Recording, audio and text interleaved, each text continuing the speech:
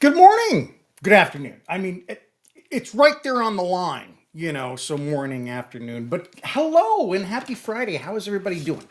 I'm doing wonderful. It's been a much better week, and I got a chance to get back to work on the diorama. So we're going to talk about that today. Now, my slides nowhere near done. So we're going to talk a little bit and then I'll show you some pictures and stuff like that. And I want to say hello to everybody. But we're going to dive right into, hiding wires and hiding like power supplies. Look, I've been working on this wiring and this lighting for an awfully long time on my diorama. And let me see if I can show you a picture because I think that is worth a lot. So I'm going to do this. I'm going to shut that down.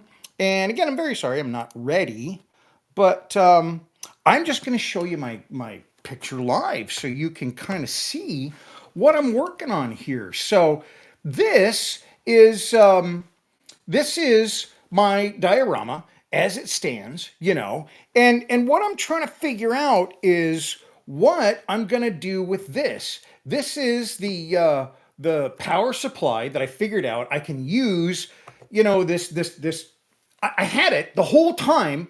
I just forgot about it. I even thought about using it earlier, and I'm just like, oh, and I was like all in my head trying to figure out where to put this power. The lines were going down to the landline at the bottom of the diorama instead of here. They were going all the way from the top of the diorama here all the way down to the bottom and then connecting. And the issue with that was, the whole thing is meant to unstack. It's a gaming diorama. You're supposed to play, your campaign in it, and it was messing it up. And I'm sorry, I'm looking all around because I've got a bunch of folks coming in, and I want to get back to that. But so that was the job this week, is trying to figure out how to reroute those wires so that I could take the top off. So during gameplay, I can reach the subterranean levels. I didn't want a lot of wires hanging on. I was trying to devise a way so you could just like unplug one point, but that it just didn't work out well at all. So finally I figured out this battery pack, and I showed you that picture. It's the second picture here. This little battery pack, and I'd forgot about it. It's got eight AA batteries in it. Gives you 12 volt, to the diorama system.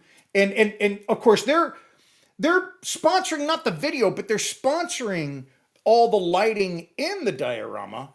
And so he had sent me all this stuff, gosh, at the November, October, maybe even October of last year. And I've had it around, and I've worked in different parts of it, and I've worked in, all the different lights and stuff. And it's really fun to use. But I totally spaced and forgot I had that power pack. So once I found it, I'm like, rad, that's going to work. I rerouted everything going up now so that they're completely separate.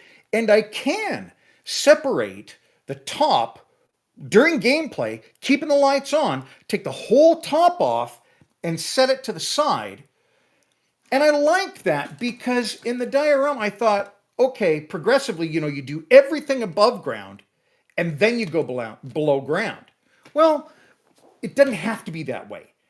With this configuration, with having, power for the upper area, the whole upper part of the diorama, the buildings, all of it now, it's lit, you can be still playing there and then have some people enter into the below ground, take that thing off of there, and you can play both. So it's just, it was just so great that I was really, really excited about it. So that's what I want to do. I just want to kind of give you as to where we are. Now I want to say hello to a bunch of folks, so please allow me to do that. So, Stephen Kessel, thank you very much for coming in, Stephen. I really, really appreciate it. Paul, Paul is here. Paul is always here early, and it's really, really cool. The Affronted, thank you very much for coming in. I really appreciate it. Scott's here. How's it going, Scott? Scott's from Texas, and I hope you're doing really well today, Scott. That is me saying hello to Steven. And I was going to type it to everybody, but then I started yammering. Bob Harris, thanks very much for coming in, Bob. I really do appreciate that. And Model Officer, hey, James, hello. I'm doing well, and I hope you are doing well, too. You know, you were in last week, and I really appreciate that. And I wanted to respond to you that is there a way I can contribute um, to your Models for Soldiers? Now, I'm probably messing this up big time, James, but if you wouldn't mind throwing a link in there, I think you can do that. Please throw a link in there because you're working with putting together a build that's coming up. And I think a lot of people would be interested in what the build is about, possibly participating in the build. And I'd love to show that. So if you wouldn't mind, James, throwing that to me, and then I want to start getting that out. I meant to do that last week. I, I'm just all over the board right now. But I'd love to be able to promote that. And I'd like to participate, maybe do something with one of my services or something like that. You know, offer that as a something you could offer someone. I don't know. Let's talk about it. I'd love to do that. I think that'd be a lot of fun. So I hope that's okay, folks. What I'm trying to do now, and you'll notice there's a difference about the live stream today. I'm really trying to take care of all of those things that I never did the first time in the kind of the first run of the channel. And there's a lot of stuff I didn't do. I didn't do my SEO. I didn't do all these things that they say to do. And I get a lot of comments for folks about, hey, I just found you and I'm really interested and that's wonderful and thank you very much. But I want to make sure that I'm doing it properly so that more folks that are interested in the content that we have and the things that we talk about and your feedback, because this is kind of a community-led channel. And this week as I'm studying about being a better creator and making better videos and trying to host things a little bit better, they said, a lot of times you get into this wonderful community that you've created, and it's great. But then you start talking in a language that you guys have built together. You people, I see guys all the time, and I met all kinds of folks. But I do this. I find myself doing this a lot. I'm talking to my friends. It's so familiar, and I really enjoy that because we talk in texts and comments and we share ideas and your ideas are going into the diorama and all that kind of stuff. So I have this real feeling of when I get online, I'm talking to my friends. And that I think is wonderful because it's when I get online and I'm talking to my friends that I feel really comfortable and it's just a nice place to be. I'm just like in this place where I'm talking to my friends all the time, be it during the day while I'm working and answering texts, or like a live stream here, or when I'm filming, I'm thinking about that. Okay, so that's all the background. But the problem with that is new folks coming on, they may not pick up on those things. Sorry, Ghost just came in. Ghost is my shop cat. And so when I'm talking in that kind of shorthanded language and people don't understand what's going on, what you're talking about, who the heck you are, what this is all about, they could be turned off because I address people so informally. So it's not that I'm going to change doing that for my friends online and stuff like that. It's just that I want to be able to try and mix that up a little bit so that people that aren't familiar with the channel understand a little bit more. Second thing I did this week is I changed the name of the live stream. So we were on episode 99 last week. This would have been episode 100. I did it as episode 1 of How I Diorama. I read another thing this week, and I didn't think it was a poor thing. I thought it was a good thing, or poorly written. I think it was really well written. And it was talking about that me factor, or that I factor, or that factor of how to instead of how I. How to is like, this is how it's done. There's no other way. This is what you should shoot for. And that's really not been something that I've really kind of promoted. I have really promoted, hey, this is how I do it. And I'm hoping that it will give you something. And it will be something that you can uh, take and make your own, right? Because every iteration of what I do, I learned from somebody else, or it's an iteration, it's a reimagining of what I've learned from somebody else. And that's what I'm hoping that you'll do as well. I want folks that are watching to do that. So I changed it to how I diorama instead of how to diorama. It's episode 1, and I hope that's gonna take off and really be a little bit more about learning the great skills that are involved in dioramas and stuff like that. And then I can continue building those dioramas and learn them with you and then tell you about it. So that's what I'm thinking. All right, James said, sorry, thanks so much. The event has its own website and all information is there for you. I will bring that up and then I will start pushing out on my channel because it's a great event. I've been there in a couple years past, and the stuff that you do and what it is models for veterans, and there's a specific name, and I'm very sorry, James, that I'm just messing that up. But being a veteran, non-combat veteran, I really have it in my heart for my friends that did see combat and other veterans that are looking for some kind of hobbies that are a way to transition, a way to find maybe a little bit of a therapeutic exercise that really draws you in. I think modeling is a great way to do it. And so they have a build coming up that you can join. And then I think there's an auction as well. Models for Heroes, UK-based charity. Thanks very much, James. It's called Models for Heroes. So you've probably seen it online before. It is a wonderful thing. I have been involved in the past, and I really think it's something that a lot of people would enjoy. So anyway, that I will put up, and we'll take a look at it in the future. So I am going to put this in slide mode, and we are going to take a look at the very beginning of all of this, so that, why aren't you doing your thing? Sorry, I need to put it in presentation mode so that I can show you this. It's going swimmingly, isn't it, today? Okay, so now we can go to the top. No, we can't. I don't know what in blazes is happening over here. Yeah, this is not, I don't understand how to do this now. Okay, sorry folks, I'll get you back here. I've got two screens here, and I've got one plugged in over here so that you can see the slide. Because I was a little bit late getting in today, I did not prepare my slides in the way that I have. So I'm going to do that real quick, and we're just going to look at them the way that they were. Okay, sorry about that. So first thing I'd like to do is talk about Bjorn Larson. Bjorn Larson sent in some nice viewer mail.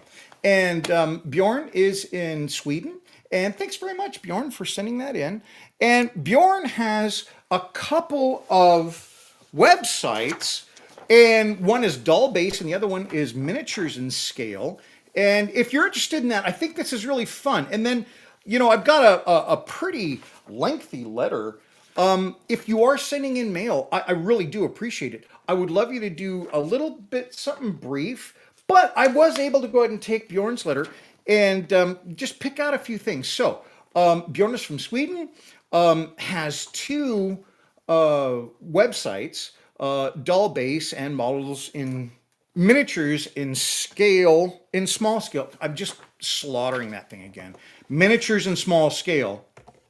And Bjorn is kind of concentrated on 1/6 mostly, but also 1/12. And this is very interesting to me because I have a 1/12 scale Indiana Jones, and it's fun. It was a great display. I built a nice display for it. It's in my office, and I think it's fun.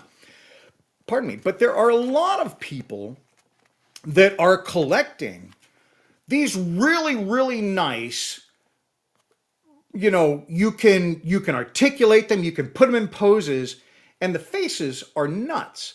Mine is a little bit more of a static collectible, but there are some that they're building now that are more of a you can get it dirty. It's tough enough. It's almost like the old GI Joes. So Bjorn does more collecting and some of the older stuff, but has some of the newer stuff too. And so Bjorn's making dioramas, and then we'll use AI, which I love, to create stories and then create details and clothing, even. Which, I've got a friend that I knew in school, and she has a channel that does clothing and stuff like that. So I think that's very interesting. I could never do that. It's just too, trying to make cloth fall properly to me is one of the hardest things that I've done in my dioramas. So that's something that I don't know. And the stuff that I've seen that's done that way, yeah, there's an art to it to make it do that I don't possess. But I think it is fascinating. And to do something in that large scale is really, really cool too. Mr. Bullard, does anybody remember him? So he's just working, and I haven't seen him for a little while, but he's in the UK, and he does these amazing World War One dioramas. And as I'm doing a diorama, my diorama is maybe this wide, yay tall, something like that, maybe that big. I got like 39 figures in it. That was my last World War One diorama. The ones that he's doing, and I say Mr. Bullard because I forgot his flippin' first name, and he's a friend of mine, and I don't, because I'm just weird. But his stuff, Neil Bullard, his stuff are the big figures, and he's doing a diorama that's like the size of like my entire modeling bench. And I gotta tell you, there's something to that. Just like what, Bjorn's doing, just like what Neil's doing. If you're really into this and you want to get, I'm talking like photorealistic shots and dioramas and stuff, Neil's are that way, period. I haven't seen enough of Bjorn's, but that's kind of what Bjorn is working on, is some really nice stuff. All kinds of figures. He's even got some, I think it's the Lone Ranger has some old collectibles like that. So, really interesting stuff. So I guess the thing is if you're building a diorama and you're thinking, wow, they're kind of big, and I don't want to make one because, where am I going to put that on a shelf? Consider the folks like Bjorn, consider the folks like Neil, who are building with 1/12 or 1/6 even figures, their dioramas. And there's no skimping. When Neil sends in pictures, and I've had him on the show before, when Neil sends in these pictures, you're looking at it and you're looking like it's a movie set and you're expecting somebody to come right around the corner. But it looks realer than that. You know what I mean? I mean, he puts the fog, he puts the lighting. It's absolutely stunning. So if you're really interested in this kind of stuff, the larger scale stuff, check out Bjorn, check out Neil Bullard. Great stuff. And thank you so much, Bjorn, for sending that in. I really do appreciate it. So I will have links later on, not in the, what I'm presenting here, but I'll have stuff in the description so you can take a look at that. So let's take a look at this, hiding wires in your diorama. This is probably a lot better, well, hopefully a better picture than before. So that's what I started with. That's my power pack. And then this is the diorama hub that I needed to hook all these wires into. And you can see here, this is a picture of the, the full thing all put together. And now I can take the entire top of that off and set it off to the side. So I'm very, very happy about it. This is what I'm using. So I didn't know what else to do to try to hide it. But I always had the idea that I wanted to build, kind of like in the, the Indiana Jones movies and stuff like that, where they show the warehouse and stuff like that. I always liked that idea, and I always liked kind of the crate thing. And so I just made a crate cover that I can place on top of that. When everything's all hooked up, everything fits in here. And then the last thing I have to do is just figure out, where those cords are coming out. This fits right up in the attic, and it'll hide it, I think, really nice, but also make it, real accessible. It's not going to be bolted down or nothing like that. You just lift it right off to go ahead and turn it on, turn it off, change the batteries, whatever you got to do. So really happy with that. So that was just an idea of, something that you could do, and I was pretty happy with it. So I just built this little bit at a time. It's just another view of it. And then as I build these, I don't know, I've done woodworking in my model building and my diorama building from the very start. I love it. It's just one of the things that I really enjoy. And if you're getting into it, if you haven't done it before, that's one of the things that I'm going to be showing later on this year. I'm building up some information that I can share a lot more woodworking for dioramas. It's not just about building a display. It's not just about building, some kind of a base or something like that, but it's the actual woodworking within it. Because when I look at some of my inspirations growing up, a lot of it had to do with railroading, right? That's where you saw a lot of those things, at least for me and growing up in the Pacific Northwest and stuff like that. Mining was a huge thing, railroads, lumber milling, all that kind of stuff, lumber operations. And a lot of that stuff was done by timber. And so when I would go to a museum as a child, I would see these large displays, and they'd have these, big bridges, the big bridges that have been built up out of timber. You'd see a wood mill in miniature with all the people in it and working and stuff like that. The dioramas that I make are pretty detailed. They're pretty good size, all that kind of stuff. They're absolutely nothing compared to the thing that I saw as a child, because, you're looking at a half a room that has that kind of stuff in it. Well, I think because of all the great 3D printing and all the great things that you can buy and foam and all that kind of stuff that you can use today to make look like wood, I think some of that is not transferring, which I think it should, because it's just beautiful, transferring forward. So in other words, the skill of using real wood and putting it together and working with it and staining it, and you kind of have to learn how to build things. And so that's what I want to do. I mean, my background in woodworking, I think, enhances my model building. And so that's the kind of thing that I'm hoping to do. If you're a model builder, you're a diorama builder, you're aspiring either of those, I want to kind of give you a little bit of background that you can explore a little bit different thing. You're not always buying plastic. You're not always looking at foam and saying, well, I can put grain in that and paint it and blah, blah, blah. That there's nothing wrong with that, but there is something about working with wood that I think brings some of that old stuff out of model railroading and those beautiful dioramas and beautiful displays that they made in model railroading, bringing that into dioramas today. I'm really excited about it, and that's part of what I'm going to show you. So this picture here is just kind of showing you my number one process for, building this stuff up. These are just strips. You could do it with popsicle sticks. Perfectly fine if that's all you have.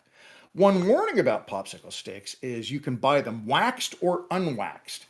If you buy them waxed, then they're going to be hard to glue. If because when they do popsicle sticks and they're going to put them in, you're going to hold it in your hand, what they do is they tumble them so they're smooth, and then they put a little bit of wax over it so that it doesn't splinter up if it should get wet, because you're going to, make a popsicle out of it. So when you buy a popsicle stick, make sure you don't get the waxed ones. because that can make it hard to glue it together. Even super glue is not going to want to stick to the wax stuff. So just a tip. So basically what I've done is I've taken, a bunch of strips of wood that I've cut out of either, you can use a veneer, but a lot of it, because I'm a woodworker, I have little thin pieces that I've cut off just in trimming wood and stuff like that. So if you're a woodworker, easy to find. Veneer is great. Just be careful of veneers because veneers are typically very, very thin these days. And it's not going to be structurally sufficient for this. So the best thing to do is find someone that if you're not a woodworker, that does do some woodworking, because this is scrap wood that I'm using, and ask them, hey, can I get a couple of pieces of like 16th inch, very, very, very thin wood, but then you can take that wood and then you can cut strips out of it. And it's funny because you're cutting these strips, but then you're putting them right back together. But that gives you that planking, that gives you that nice look of real wood being planked and put together. So that's what I do is I tape them down to the table, and then I just use super glue to glue the cross pieces, to hold those bits together, and then I cut them off of the larger piece that I've been working on. That then becomes just a side of, one of the boxes. And I just continue that process. I try to mix up the wood. I try to mix up the thicknesses sometimes. I don't want to have the same size, certainly. And then I just work my way around. Here's the front side of it. Here's the side and the back. And then all of this, and I want it to be able to be viewed from all sides, so I'm not going to just have it like a facade and then the back is open. So everything is done. So when it's sitting there, it looks like a stack of boxes. Pretty simple to do, not difficult at all, and it fits right over the top, and that will then cover the battery pack and the switch. So that's what that is. I have other pictures that I would love to show you, because the other thing that I think was important for me when I was trying to, figure out how to stow away, basically hide these wires and stuff. And I've got my camera, my top-down camera here, and I'm going to switch over that so I can show you. Right here is one of the things that I do a lot when I'm just trying to, hide wires around the shop. This is big, this thing is, you can tell, I've got a little bolt down area here, and then here is just a channel. You can see it's hollow here, and that is just a channel that I use to hide wires in the shop. I'm in a shop environment, and it's almost like your diorama. In a shop environment, you don't want just your power cords open so you could bump into them or mar them or something like that. So that's why I make those big things. Well, in hiding the wires in the diorama, I did the exact same thing. So I've got this. It's a very small piece, and that's why I had the big piece, just to show you the what it is, because you can hardly see this. But it's just a little tiny channel. Now this, and it's just not going to focus worth a hoot. Let's give that a shot and see if that's any better. Because what? We'll get there. Maybe not. There we go. See that? Stop it. It's trying to autofocus on me, folks. It's a machine gone mad. Okay, so that little channel in there is just the kerf of the blade that I'm cutting with. It's not very deep. Here's a cut piece. And you can see that piece, it's not all that deep, but that's going to cover or carry one of those lines that are coming down. Now I've got 10. So I've got to come up with some other way of doing that. So one of the ideas that I've used in the past, and I'm not going to use it on this, but I'm just, talking about different ways of doing it, is I can use just some of this is from Evergreen Technologies or Evergreen, something like that. It's the styrene. And the styrene comes in all kinds of shapes and stuff like that. What I'm thinking I may do is do a downpipe or from a gutter, a downspout that comes down the side. I could make it look like copper pretty darned easily. And I can just cut into the back of this, feed the wires in and out. Or I can even slit the back of this thing, open it up, stuff the wires in and do it like that. That's just some of the ways that I'm doing in trying to hide these wires. Embedding them in something is going to protect it, number one, and hide it. So that's kind of my approach. I've got to run stuff basically under a floorboard. And so part of that, I'm going to use just the construction of that area because it's kind of like it's an attic.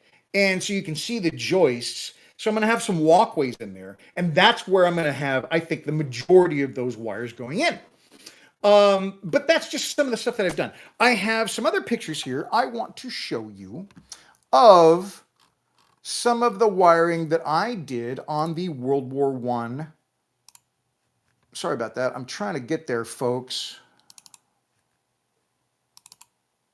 Okay, so this will work. Here, I have, and I just have to change my view. Okay. This, I was there. This is the kind of wiring that I have on the back end of my World War I trench diorama. And all these wires come through here from their actual origination point and come straight out the back. And that's an advantage that I really like on the kind of the kind of modular systems I try to do. Because if you look here, you can see these are each one of these pink levels or layers is a layer. It is something that can be separated. So a lot of times what I'm doing there is we're going to go back to a picture here and I'll show you. A lot of times what I'm doing is I'm placing my wiring in here, very, very small wires, and then I'm just trying to bundle them on the back side of whatever kind of thing that I'm making. Typically, I try to do it in the modular form. That's what we're talking about. And because I have it modular and I can remove it, I can stack stuff behind. This is the back of a tunnel is what you're looking at. And then once I've figured out exactly, where I want everything, I want to remember that it has to be protected. So before I mounted this into the diorama, I took paper and put over portions of it, and that did a couple things. Number one, it is keeping light from moving like through some of these areas. I left the boards on those tunnels pretty wide. I wanted to see gaps. And it worked out great until I added my lighting. And what was happening is I was getting some flashback.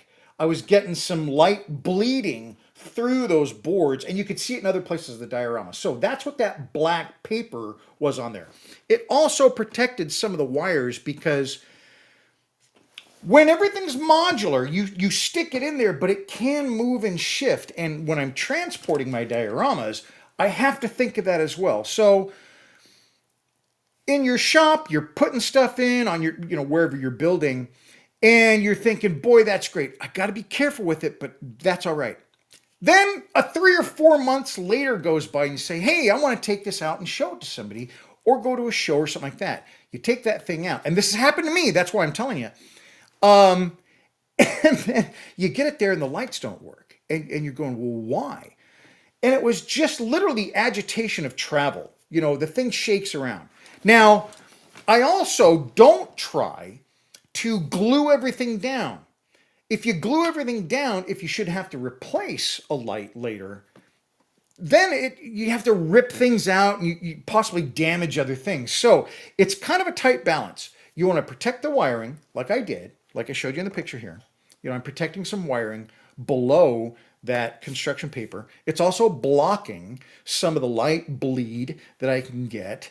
I did use down below. See, I said don't use that stuff. Don't use like glue or something like that. I did actually use some here, but it's not the lights themselves. It's not those really tiny hairline wires that you can just barely see. So I tried to stay clear of those. But once that stuff is in there, then I can take this uh, completed module, if you will, and I can just drop it right in, and then route everything back. This kind of a system is, I mean, if you're doing just a top display, if you're just like having a light shade or something like that, or just a lamp or something like that, sure, not a big deal. This is when you're really kind of going at it. I don't know how many lights are in that. I lost count. I started looking at it from amp draw. How many amps am I drawing with all of these things and stuff like that. I have it on a piece of paper somewhere. But when you get that complicated, when you get all that kind of stuff in there, if you don't protect them from the start, if you ever take your car in for repair, what's the one thing they say is the worst thing to find? Electrical. Because electrical, trying to find something that's not right, trying to find the thing that's not correct, trying to chase that down and troubleshooting, it's really difficult. So, what I'm trying to get at is make it accessible, protect it from the start, because even during the build, you're going to be moving it around and jostling it and stuff like that. And you want to make sure that the lights that you put in there aren't going to be damaged or something like that, even during the build. But think about moving it, think about making sure that they're protected, and you're just going to be a heck of a lot happier later on. So, what else does I got? I wanted to talk about these little guys, and that's probably about it. These are really cool. They just literally got here today. And I had some great folks saying, that diorama, and let's go to a picture of it, if I got one available. I don't know if I do. I don't. Yes, I do. So it is over here. Forget it. We're not going to look at it. But anyway, somebody was saying, look, if you could turn it around, would be great, because it's going to be like in the middle of a table or something like that. And I'm like, man, how could I turn the diorama around? How could I, put, like I've done on other ones, put like a lazy Susan in it? Well, it just wasn't going to work. Well, I found these. And what these are their little ball bearings that can, and they have, all your bearings inside it as well. So the bearing is the foot. And it's for like outfeed tables and things like that. Like if on my outfeed table for my table saw, as I'm pushing material through it, you can embed these in a flat piece of wood so that there's just a bunch of them, just a whole bunch there. And then as it slides on there, it just glides right across really, really nice. Well, because I have pretty good size legs on it, I'm going to put these, that way, in the bottom of the legs. So the entire diorama has these little wheels on the bottom. And they're really low profile. So the only thing you're going to see, it's not going to be even revealing itself because it's in the bottom of a leg, is from that little flange right there to that. So it's got about a 1/4 inch standoff. So I'm really thrilled about that. I'm going to be putting those in this weekend, and I will show you pictures. The other thing is how the channel is going. The channel is going great. I've got 2 things I'm doing right now. I'm trying to find a day job, and I'm trying to get the channel kind of to a point where it's profitable. And on the point that it's profitable thing, I've got a whole bunch of stuff that I'm working on that is really in that direction. But it's not like, oh, you're going to have to pay. No, that's not like that. It's just more and better content. A little bit more consistent, a little bit more timely, and it's planned out. I said that at the beginning of the year. I wanted to have a schedule. Well, I've been working on it for now. It's 2 months by today. I've been working on that schedule and I'm really happy with it. It is something that's organizing me and it's making me a little bit more settled because I don't worry, oh, I'm not going to get that done because it's not in a calendar. It's not set in stone. Well, things are now. So that's really fun. So I think that the channel is going to be a lot more fun to watch. And there's going to be new things. I've had a lot of great support. Thank you very much from everybody. Patreon is a little bit of a question right now. Patreon, I have suspended charging folks, but I haven't shut it down or stopped it. And the reason is I don't know what to do with Patreon. I don't think I'm doing a good job with Patreon. It's not that I don't like the people that are on Patreon. I love those folks. They're great. But I don't feel that I'm doing enough on Patreon to justify charging people $3 a month. That's the problem. And so that is part of my plan.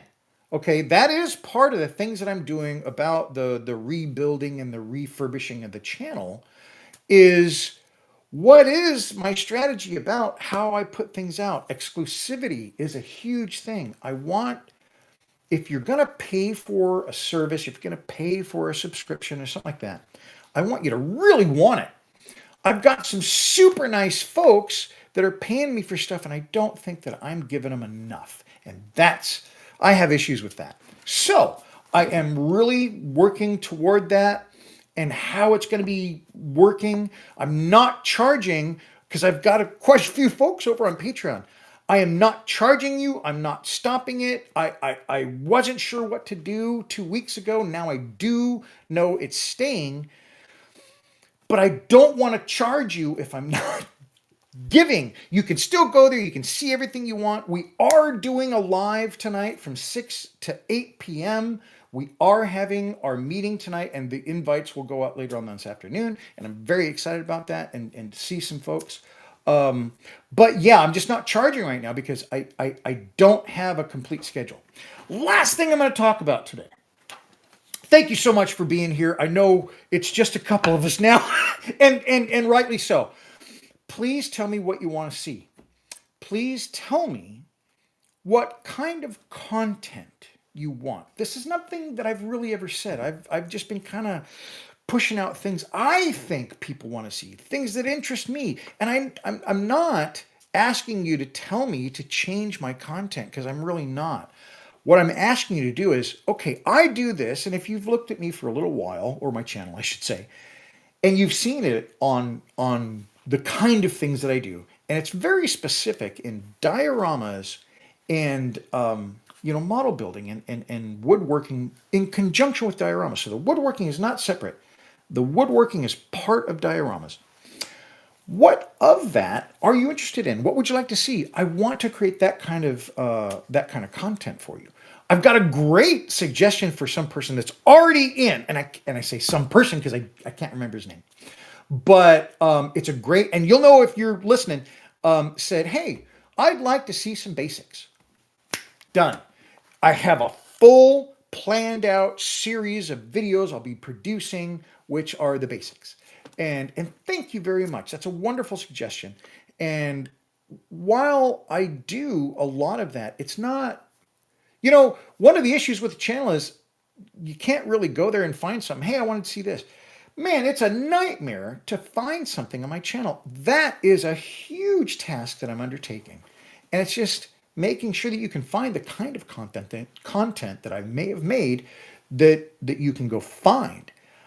A lot of content, a lot of subjects and subject matter are handled in these live streams. Well, the problem with that is you can't really search these live streams the way that they're produced and the way that they're uploaded so that you can search them like you can a regular video. A regular video has markers and things like that through it and chapters that you can then, while searching, you can search, hey, I want to know about these little guys, And if these little guys are done in a regular video with a chapter marker and stuff like that, then it's searchable. So you can find the data that you're looking for. I have not done a good job of that. So that's part of the things that I'm doing so that the data that I put out, the knowledge that I'm trying to share and learn, because I get a lot of stuff from you, I'm trying to make that a little bit more consumable so that you can find things that you're interested in.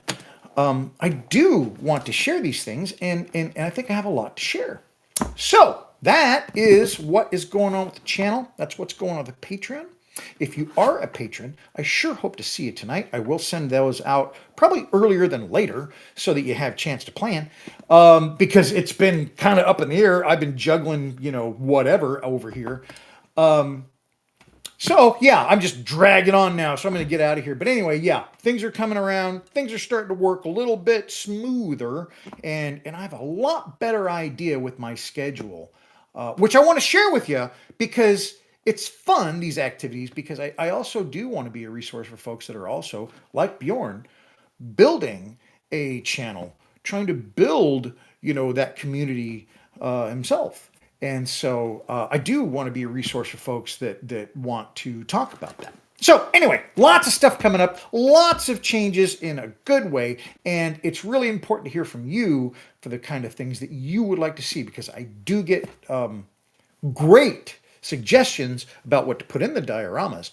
But now I want to go ahead and get suggestions about what to put to you, what you would like to see. So thank you very much.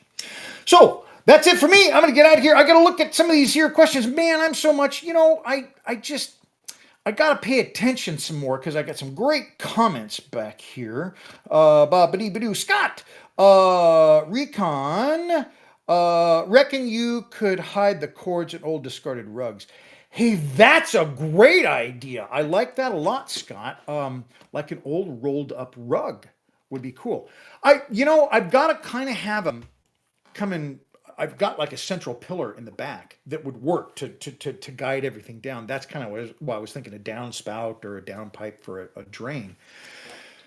But anything up there, doing them under rugs would be fine, because I could actually just have the rug flat and then embed in the floor the electrical cable. I'm not worried about doing that at all. I can just take my Dremel and dig that sucker out. So I like that. Thank you very much, Scott. Where am I going to get some little tiny rugs?